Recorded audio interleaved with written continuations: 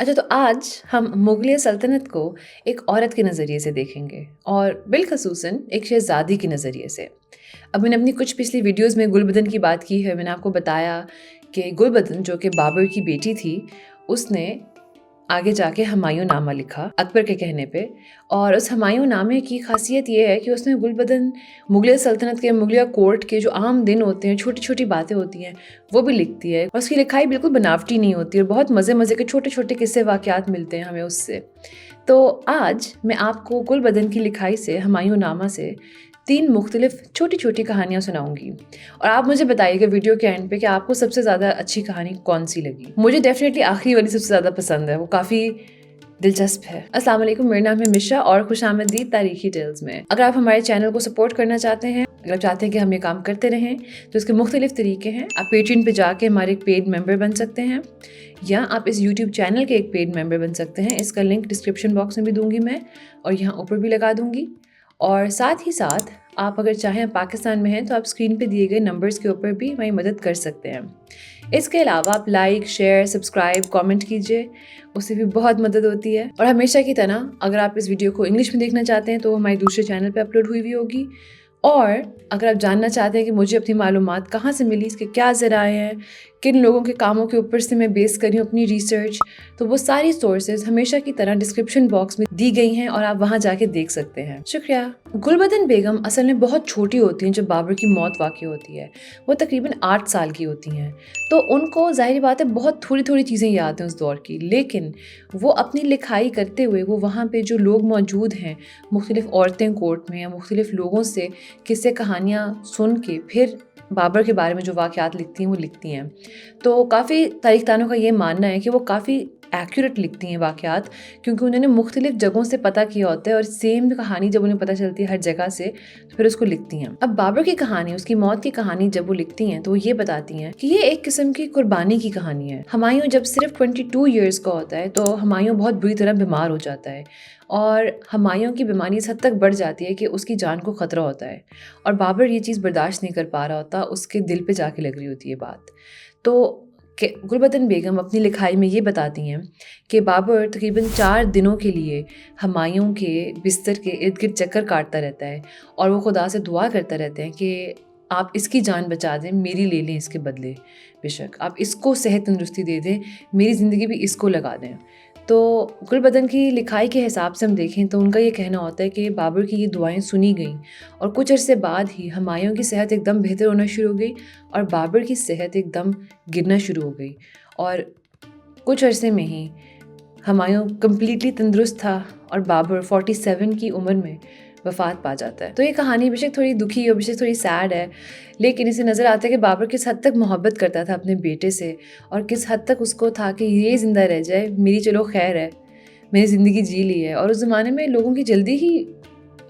अमूमन जल्दी ही दुनिया से जाते थे, इतनी ज़्यादा लाइफ एक्सपेक्टेंसी नहीं थी, पर फिर भी मतलब दिलचस्प लगी थी मुझे ये कहानी काफ़ी। अब दूसरी हमारी कहानी थोड़ी लाइटर है, थोड़ी ज़्यादा हंसी मजाक के करीब है। ये कहानी भी बाबर के बारे में ही लिखती हैं गुलबदन बेगम और ये है कहानी असास और एक सोने के सिक्के की। होता ये है कि बाबर जब इंडिया को फ़तह कर लेता है काफ़ी हद तक और अब बाबर इंडिया आके रहना शुरू हो जाता है, इससे पहले उसका दारुल हुकूमत काबुल में होता है। तो बाबर ने अब सिक्के जारी किए होते हैं अपने नाम के और वो सिक्के काफ़ी मशहूर हो गए होते हैं। तो बाबर मजाक के तौर पे ना एक बहुत बड़ा सोने का सिक्का बनवाता है और वो उस सिक्के को भिजवाता है काबुल और उस सिक्के के साथ वो पूरे के पूरे ना इंस्ट्रक्शंस भेजता है, हुक्म भेजता है कि जी ऐसे-ऐसे होना है। तो काबुल में बाबर का जो कोर्ट होता है, वहाँ पे एक आदमी होता है जिसका नाम था असास, जो कि कोर्ट जेस्टर होता है। वो लोग जो कि कोर्ट में कहानियाँ, किस्से सुना के लोगों को हँसाते हैं। तो उस आदमी के लिए ये होता है गोल्ड का सिक्का। वो बाबर ये कहता है कि आपने उसकी आँखों पे पट्टी बाँधनी है और फिर उसके गले में ये सिक्का डाल देना है और उसको डराना है एक किस्म का। तो होता यही है, यही किया जाता है और असास बेचारा डर जाता है कि पता नहीं मेरे गले पे इतना भारी क्या डाल दिया, मुझे क्या करने लगे हैं ये लोग ना, कुछ पता तो नहीं चलता ना हुक्मरानों का। तो फिर उसके वहाँ पे जो मौजूद लोग होते हैं वो बताते हैं, वापस लिखते हैं नॉल कि जब उसको पता चलता है कुछ अरसे बाद, डरने-डुरने के कुछ देर बाद कि ओह! ये तो सोने का बहुत बड़ा सिक्का है जो कि मेरे लिए आया है। तो वो खुशी से पागल हो जाता है, वो छलांगे मारता रहता है ऊपर-नीचे और वो कहता है कि अब मैं किसी को नहीं दूँगा, ये मेरा है, ये मेरा है। तो इस कहानी से हमें पता चलता है कि बाबर के पास एक सेंस ऑफ ह्यूमर भी थी। मतलब वो वैसे भी इसको तोहफ़तन भेज सकता था सिक्का, लेकिन नहीं, उसने सोचा कि मैं इसको एक प्रैंक प्ले करता हूँ, तंग करता हूँ इसको, फिर दूंगा सिक्का। अब हम आते हैं अपनी तीसरी कहानी पे, जो कि मुझे सबसे ज़्यादा पसंद है, और ये है हुमायूं की शादी की कहानी। और ये मुझे इसलिए पसंद है क्योंकि ये एक रॉयल लव स्टोरी के बारे में आप सुन रहे हो, क्योंकि ये आप एक एक्चुअल रॉयल लव स्टोरी के बारे में सुन रहे हो, ये कोई फर्जी कहानी नहीं है। अब गुलबदन बेगम अपने हुमायूं नामे में ना असल में इस तरह की काफ़ी छोटे छोटे अहवाल के बारे में लिखती हैं। वो अपने दूसरे भाई हिंदल की शादी के बारे में भी लिखती हैं। वो एक बहुत बड़ी दावत होती है हुमायूं के कोर्ट में, उसके बारे में भी लिखती हैं।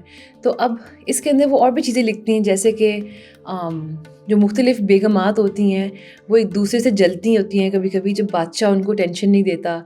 तो इसी तरह होता यह है कि हिंदल की शादी के दौरान वो एक वाक़या सुनाती हैं। बेगा बेगम के नाम से एक औरत जो होती हैं, वो हुमायूं से फुल ऊंची ऊंची लड़ती हैं हिंदल की शादी पे, इस चीज़ पे कि हुमायूं उनकी तरफ तवज्जो नहीं दे रहा होता। तो इस तरह के वाक़यात वो सुनाती हैं। अब हुमायूं के साथ हुआ ये होता है कि हुमायूं को हमीदा बानो नामी एक लड़की पसंद आ गई होती हैं और हुमायूं उनसे शादी करना चाहते हैं। वो रिश्ता भेजते हैं उनके लिए, लेकिन जो लड़की होती है वो इनकार कर देती है। तो अब गुलबदन अपने इसमें ये लिखती है, मैं आपको उसकी ज़ुबान में सुनाती हूँ। 40 दिनों के लिए हमीदा बानो बेगम ना कहती रही, उनसे बातचीत होती रही और वो ना कहती रही। फिर आखिरकार मेरी माँ दिलदार बेगम ने जाके हमीदा बानो से कहा कि तुम बादशाह से बेहतर और किससे शादी करोगी, ऐसा कौन है जो इससे बेहतर हो। तो इस पर हमीदा बानो बेगम कहती हैं कि हाँ, मैं शादी करूँगी, लेकिन एक ऐसे आदमी से जिसके कॉलर तक मेरा हाथ पहुँच सके, ना कि एक ऐसे आदमी से जिसकी स्कर्ट तक भी मेरा हाथ नहीं पहुँच सकता। लेकिन 40 दिन मुसलसल बनाने के बाद एक दिन, जो कि पीर का दिन था, सितंबर 1541 में हमीदा बानो बेगम मान जाती हैं हुमायूं से शादी करने पे। तो ये थी हमारी 3 कहानियाँ। आपको ये कहानियाँ कैसी लगी आप मुझे कमेंट्स में ज़रूर बताइएगा। आपसे मुलाकात होगी अगले हफ्ते। खुदा हाफिज़।